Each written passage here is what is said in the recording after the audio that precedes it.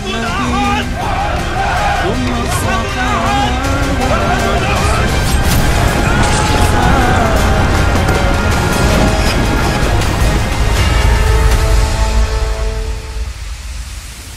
Kisah pendeta yang berdialog dengan kepala Sayyidina Husain hingga masuk Islam. Kisah pendeta Nasrani yang masuk Islam setelah berdialog dengan jenazah kepala Sayyidina Husain radhiyallahu anhu. Sayyidina Husain adalah cucu Nabi Muhammad SAW yang sangat tragis akhir hidupnya. Orang-orang yang membenci beliau sangat kejam dalam membunuh dan menggorok leher beliau hingga putus. Bahkan sesudah wafat, jenazah kepala beliau diarak keliling kota oleh penguasa. Namun di balik kisah menyedihkan ini ada peristiwa gaib menakjubkan yang dialami oleh seorang pendeta Nasrani. Ketika sang pendeta bertemu dengan jenazah kepala Sayyidina Husain, hidayah Allah lalu turun kepadanya dan akhirnya dia pun memeluk agama Islam. Berikut kisah selengkapnya. Dikisahkan dahulu Ibnu Ziyad pernah menginstruksikan supaya jenazah kepala Sayyidina Husain diarak ramai-ramai menyusuri jalanan kota Kufah. Diriwayatkan saat Zaid bin Arham sedang duduk, kepala Sayyidina Husain lewat di sampingnya. Saat berada di hadapan, Zaid bin Arham mendengar bahwa kepala Sayyidina Husain melantunkan Quran surat Al-Kahfi ayat 9 yang artinya, "Atau kamu mengira bahwa orang-orang yang mendiami gua dan yang mempunyai rahim itu, mereka termasuk tanda-tanda kekuasaan kami yang mengherankan." Peristiwa itu lantas membuat Zaid bin Arham merinding hingga bulu kuduknya sampai berdiri. Dia lalu berkata, "Demi Allah, wahai putra Rasulullah, kisah kepalamu lebih mengherankan dan lebih mencengangkan." Kisah ini sebagaimana keterangan Syekh Mufid dalam kitab Al-Irsyad, juz 2 halaman 117. Kemudian saat arak-arakan kepala Sayyidina Husain berhenti di sisi sebuah biara, ada seorang pendeta yang menaruh kepala Sayyidina Husain di dalam sebuah kotak. Sedangkan ada riwayat dari Khutub Rawandi yang mengisahkan bahwa kala itu kepala Sayyidina Husain ditancapkan di mata tombak. Kemudian orang-orang duduk mengelilingi dan menjaga kepala itu.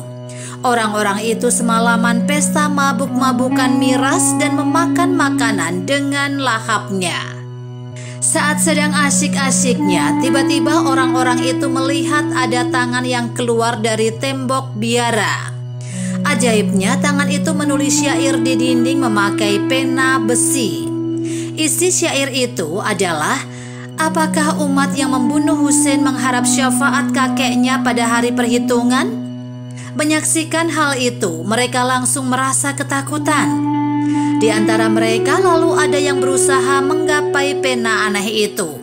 Tetapi saat hendak diambil, pena itu tiba-tiba hilang lenyap. Kemudian saat mereka mau meneruskan aktivitas lagi, tiba-tiba pena ajaib itu nampak lagi dan menulis sebuah syair. "Tidak, demi Allah, tiada pemberi syafaat bagi mereka. Mereka pada hari kiamat berada dalam siksaan yang sangat dahsyat." Lalu tangan kembali menulis syair, "Mereka telah membunuh Husain secara aniaya. Keputusan mereka bertentangan dengan hukum Alkitab, Al-Quran."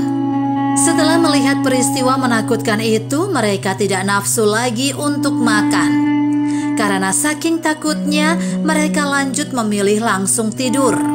Kemudian pada saat waktu tengah malam, ada pendeta yang mendengar adanya suara yang meratap. Di samping itu, sang pendeta juga mendengar seseorang yang tengah bertasbih. Karena penasaran, sang pendeta lantas berdiri dan mengeluarkan kepala di jendela. Ternyata dia melihat ada sebuah kotak aneh yang berada di samping dinding tak jauh darinya. Saat itu terlihat pancaran cahaya-cahaya terang dari langit. Para malaikat turun dari langit seraya berucap, "Salam sejahtera bagimu, wahai putra Rasulullah. Salam sejahtera bagimu, wahai Aba Abdillah. Sholawat dan salam Allah bagimu. Menyaksikan peristiwa gaib itu lantas membuat sang pendeta ketakutan dan sangat terkejut. Kemudian sang pendeta memutuskan untuk menunggu informasi hingga tibanya waktu subuh. Di saat waktu subuh sudah tiba, sang pendeta lalu keluar dari biara dan bertanya kepada orang-orang di sana. Pendeta bertanya kepada mereka, "Isinya apa kotak ini?" Orang-orang menjawab, "Ini adalah kepalanya Husain bin Ali." Pendeta melanjutkan pertanyaannya, "Siapakah nama ibundanya?" Mereka menjawab, "Fatimah Az-Zahra, sang putri Nabi Muhammad SAW." Mendengar hal itu, sang pendeta lalu berkata, "Celaka kalian atas apa yang sudah kalian perbuat. Sungguh benar apa yang diberitahukan para rohib kami bahwa apabila orang ini terbunuh, maka langit akan menurunkan hujan darah. Dan ini tidak akan terjadi kecuali dia adalah seorang nabi atau wasi, penerima wasiat nabi. Sekarang kumohon kepada kalian agar menyerahkan kepala ini kepadaku sejam saja. Sesudah itu kan kukembalikan kepada kalian." Namun orang-orang itu menolak dengan berkata, "Kami tak akan mengeluarkan kepala ini kecuali di hadapan Yazid, supaya kami nantinya memperoleh hadiah darinya." Sang pendeta lalu mempertanyakan apa hadiah yang akan diberikan Yazid. Kemudian orang-orang itu mengatakan bahwa mereka nantinya akan dihadiahi sekantong uang sebesar 10.000 dirham. Kemudian sang pendeta bersedia mengganti kepala itu dengan uang yang mereka harapkan, asalkan mereka mau menyerahkan kepala Sayyidina Husain itu. Mereka lalu bersedia dan sang pendeta memberi uang kepada mereka sebesar 10.000 dirham. Kemudian kepala Sayyidina Husain diserahkan kepada sang pendeta selama 1 jam. Kepala suci itu lantas pendeta bawa ke tempat ibadah, lalu dibasuh memakai air kembang dan diberi wangi-wangian. Kepala Sayyidina Husain lalu ditaruh di tempat sujud sang pendeta. Pendeta lantas menangis seraya berkata, "Wahai Aba Abdillah, sesungguhnya diriku sangat menyesal tak berada di Karbala hingga dapat mempersembahkan nyawaku untukmu. Wahai Aba Abdillah, kapan saja kau bertemu dengan kakekmu, berilah kesaksian bahwa diriku sudah mengucapkan syahadat dan masuk Islam di hadapanmu." Dari sini sang pendeta dan pengikutnya lalu berikrar membaca kalimat syahadat dan memeluk agama Islam. Subhanallah. Kemudian kepala Sayyidina Husain dikembalikan lagi. Sesudah peristiwa itu, mantan pendeta memutuskan meninggalkan tempat ibadah Biarnaya dan memilih hidup di sebuah gunung.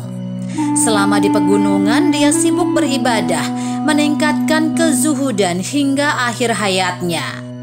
Sang pendeta yang dulu beragama Nasrani kini telah mendapat hidayah Allah Subhanahu wa Ta'ala dan wafat dalam keadaan husnul khotimah. Subhanallah. Kemudian ada peristiwa yang mencengangkan.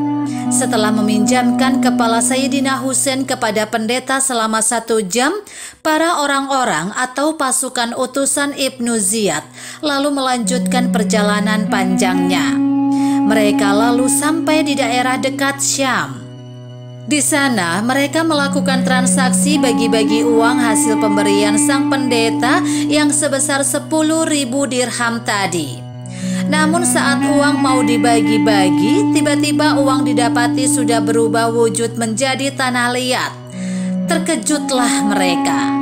Dalam riwayat lain dikisahkan bahwa sang pendeta sempat berkata kepada jenazah kepala Sayyidina Husain, "Wahai kepala pemimpin alam semesta, diriku menyangka engkau adalah bagian dari orang-orang yang telah Allah gambarkan dalam Taurat dan Injil dan telah diberikan keutamaan takwil olehnya.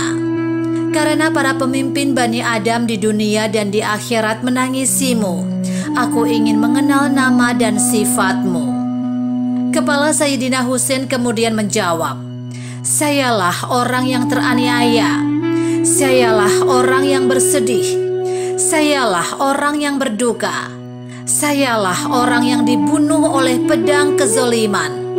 Sayalah orang yang dizolimi dengan perang melawan orang durhaka.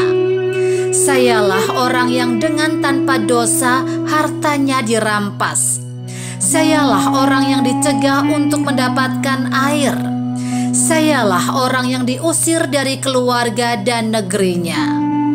Sang pendeta kemudian berkata, "Demi Tuhan, wahai kepala suci, jelaskan tentang dirimu lebih jelas lagi."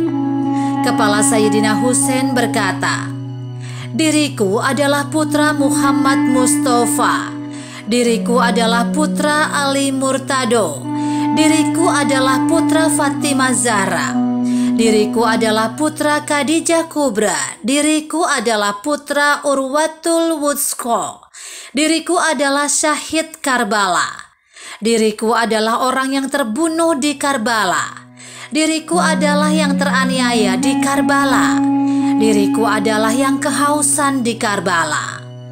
Saat para murid-murid sang pendeta melihat dan menyaksikan peristiwa menakjubkan itu, mereka lalu menangis. Tidak hanya itu, mereka juga kemudian mematahkan tiang salib. Sesudah itu mereka lalu mendatangi Imam Zainal Abidin, dan di hadapannya mereka lalu mengucapkan kalimat syahadat masuk agama Islam. Allahu Akbar.